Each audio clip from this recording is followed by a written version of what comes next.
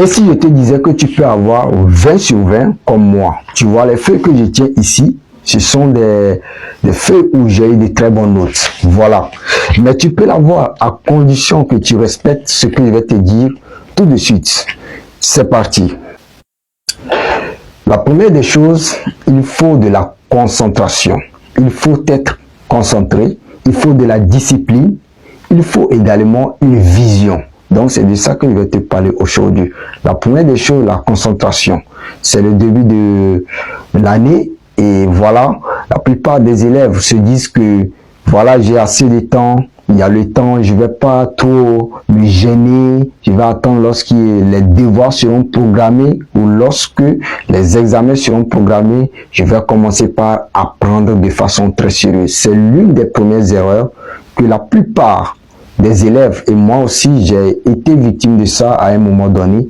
Donc vous devez vraiment bannir ça, c'est ça qu'on appelle la négligence. Il faut négliger, vous négligez et vous aurez aussi des résultats par rapport à votre négligence. Voilà. La deuxième chose que j'ai noté ici, c'est quoi? C'est la concentration.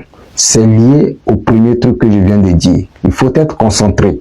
Dans tout ce que vous devez faire, il vous faut de la concentration. Et en tant qu'élève, étudiant, à la reprise de l'année, on doit être concentré pour pouvoir tenir jusqu'à la fin. La troisième chose que je vais énoncer ici, c'est quoi? Il faut apprendre constamment. C'est ça. Ça rejoint aussi un peu à tout ce que je viens de dire. Il faut apprendre de façon régulière et éviter surtout les mauvaises compagnies. On est toujours tenté à vouloir suivre certains types de personnes, surtout au début de l'année quand on vient, surtout ceux qui changent d'établissement. Ça peut être aussi ceux qui n'ont pas changé d'établissement, qui sont dans le même établissement et qui cherchent à vouloir être avec des amis qui sont là, ils tournent de gauche à droite, et sans oublier qu'ils sont là ici pour un objectif, c'est d'avoir les résultats. On va à l'école, c'est pour avoir des résultats, et c'est ce que les parents attendent, c'est ce que vous aussi vous attendez. Je crois que personne n'est content ni fier d'avoir un mauvais résultat. L'une des choses aussi que je faisais était quoi? Le premier semestre ou soit le premier trimestre, je ne blague pas, je ne m'amuse pas, je me donne vraiment à fond pour pouvoir faire partie des meilleurs. Donc c'est le premier semestre là que je fais tout pour avoir la moyenne la plus maximale possible. Et dans tout mon cursus, je peux vous assurer que j'ai eu beaucoup plus de bonnes moyennes au premier trimestre ou premier semestre que les autres semestres. C'est ce que je faisais, c'est que je me donne à fond parce qu'en ce moment, il n'y a pas beaucoup de cours. Il n'y a pas beaucoup de cours, sincèrement. Et c'est l'opportunité pour vous de pouvoir maximiser vos notes et pouvoir peut-être rattraper le retard que vous avez, que vous aurez dans les autres trimestres. Comme vous le savez, nous, on nous évalue sur toute une année.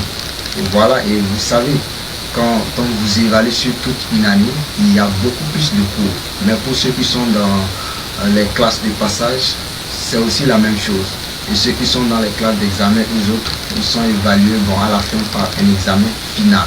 Mais dans toute chose, il faut vous donner dès le départ. C'est le départ qui va vraiment justifier la fin.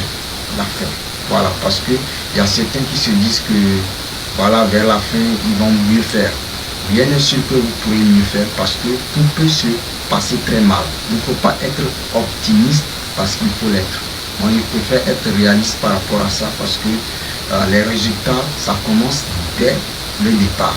Donc, en tant qu'étudiant ou élève en première, quand on commence, il faut déjà se donner dès le départ. L'une des bonnes pratiques que j'avais même avant de commencer mon année scolaire était de faire quoi? De chercher un bout de papier et de noter, c'est-à-dire mes objectifs. Quelle note, quelle moyenne je vais avoir. Et par rapport à mes résultats de l'année passée, je suis beaucoup plus content parce que je m'étais fixé un objectif d'avoir une moyenne de 15 et j'ai eu plus que ça. J'ai eu 16 et j'étais très content. C'est bien vrai que dans certaines matières, je n'ai pas pu atteindre l'objectif d'avoir de très bonnes moyennes, mais je suis satisfait et je suis reconnaissant pour ce que j'ai eu comme résultat. Donc, vous devez chercher un bout de papier, noter ce que vous voulez avoir. Vous voulez avoir 15 de moyenne, 16 de moyenne dans telle matière en maths physique, vous voulez avoir telle moyenne, telle autre. C'est très important parce que cela vous permettra de vous recentrer quand vous voyez ces objectifs écrits sur un bout de papier. Et de plus, il y a certains élèves qui se disent au début de l'année, il y a certains profs qui vont venir, vont dire que non, lui là, c'est le prof là, je n'aime pas sa tête, il est ci, il est ça. Vous ne devez pas du tout avoir un tel sentiment envers vos enseignants.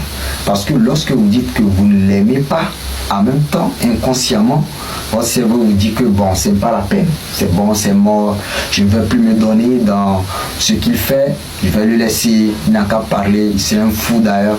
Vous ne devez pas le faire. Déjà, quand vous le faites, vous perdez vos chances de réussite. Parce qu'ils sont comme vos parents et vous devez les respecter. Donc, je tiens à vous dire aussi d'être très respectueux envers vos enseignants parce que c'est l'une des clés de la réussite. Dans toute chose comme vous voulez réussir, il faut aussi le respect. Et vos instructeurs sont l'une des personnes qui vous aideront à pouvoir atteindre vos objectifs. N'ayez pas peur de poser des questions. Moi, mon cas, au collège, j'avais du mal à poser des questions. J'avais du mal à me lever et répondre aux questions parce que j'étais un peu trop réservé, timide, je dirais. Et je crois que c'est un défaut. Ce n'est pas très bien parce que vous allez passer à côté des opportunités de connaissance. Vous devez vous remarquer, vous faire remarquer, poser des questions, voir vos amis à côté qui comprennent déjà des cours que vous ne comprenez pas. Par exemple, j'ai l'impression que la plupart des élèves ont des difficultés en mathématiques. Pourquoi ne pas voir celui qui comprend la mathématique, vous approcher de lui humblement et dire que je vais apprendre ci ou ça, ou d'être là dans la cour à causer aux heures libres, tout ça, ce n'est pas la bonne manière. Vous devez être concentré, c'est très important. Et également, vous devez éviter cette manière d'attendre le dernier moment pour pouvoir aller voir les meilleurs de la classe dans telle moyenne, dans telle matière pour vous aider. Vous n'allez pas vite acquérir la connaissance. Vous devez commencer dès le départ. Lorsque vous sentez net que vous ne comprenez pas telle partie du cours, allez rapidement voir celui qui comprend, pourquoi pas l'enseignant. Si vous avez peur de voir l'enseignant, je vous conseille d'aller voir un élève qui comprend, un grand frère qui comprend, qui puisse mieux vous expliquer. Et aujourd'hui, on a la chance d'avoir la technologie. Vous pouvez aller chercher sur YouTube, il y a plein de chaînes YouTube qui vous enseignent très bien, qui vous expliquent de façon très claire certaines choses. Moi d'ailleurs, il y a eu un cours dans mon cursus à l'université qui s'appelle MERIS. Pour ceux qui sont en informatique, ils le savent. Je ne comprenais pas la partie où on parlait des cardinalités et tout ça. Je suis allé chercher sur Internet.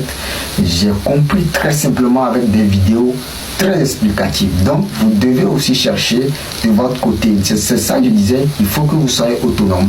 Voilà. Et de plus, il y a certains, ils se disent que bon, moi je suis un peu meilleur, je suis compté parmi les meilleurs, je ne vais pas aller voir telle personne pour qu'il puisse m'aider parce que je me sens un peu meilleur que lui. Évitez ça. Si quelqu'un est bon particulièrement dans une matière, allez la voir sans complexe.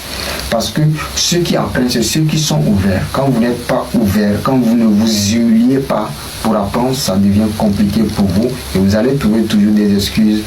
L'égoïsme, vous allez mettre l'ego devant au lieu de mettre premièrement la vision dont vous avez de la réussite. Vous devez vous concentrer et vous devez vous approcher pour acquérir de la connaissance. Donc c'est ce que j'avais à partager avec vous dans cette vidéo explicative sur la nouvelle rentrée. Qu'est-ce que vous devez faire? Déjà, je vais faire sortir une partie 2 si possible, si vous avez apprécié cette vidéo, pour mieux expliquer d'autres choses. Est-ce que c'est bien d'avoir des amis à la rentrée, d'avoir des amis? Dans toute chose, il y a du positif et du négatif. On est ensemble, on s'attrape pour une prochaine vidéo. Merci.